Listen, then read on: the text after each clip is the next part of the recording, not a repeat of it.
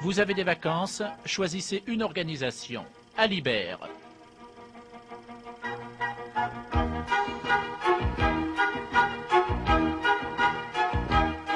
La montagne en marchant, c'est Alibert.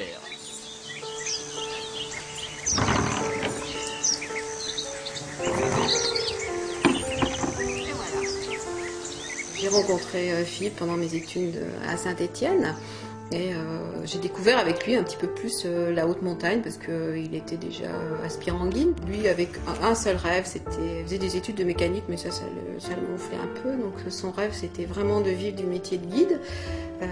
Voilà, donc il a fait ses premiers étés comme guide, mais puis moi, je continuais mes études.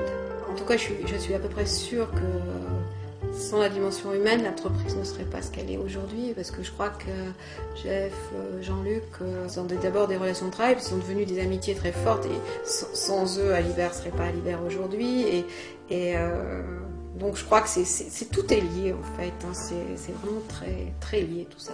Au cours des années 80, notre clientèle montagne, comme nous, avait envie d'aller voir un petit peu plus loin.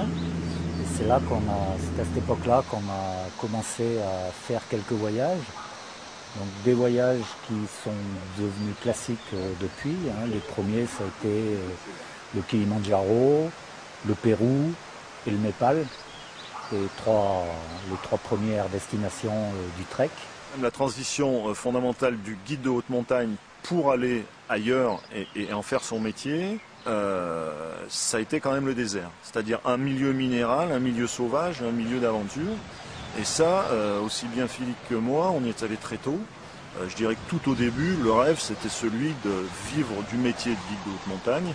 Et je crois qu'en fait, après une des philosophies, ça a été de mélanger les deux. C'est de dire, on ne part pas au Népal pour aller faire un sommet et s'isoler du monde, mais surtout que ce sommet, on n'est pas sûr de le gravir. Donc on va lui ajouter une notion culturelle, une notion humaine, et toute cette notion humaine fera un stock de souvenirs aux gens, et ils n'auront pas juste le sommet. S'ils font le sommet, c'est super. S'ils ne le font pas, même en tant que guide de haute montagne, on est capable de leur ramener des souvenirs et quelque chose de très fort. Je crois que ce qui me fait très plaisir, c'est aussi la rencontre avec les autres, enfin avec les équipes de travail. Et je dirais quelque part, je suis très contente le matin de retrouver Jean-Luc, Jeff et Michel. Vraiment, ça fait des années et j'ai toujours autant de plaisir parce que c'est plus que des moments de travail avec eux. C'est aussi, je peux un peu leur dire plein de choses, quoi. Pas que des choses de vous, en fait. Donc ça, c'est très fort, quoi. Enfin, c'est toute notre amitié, en fait.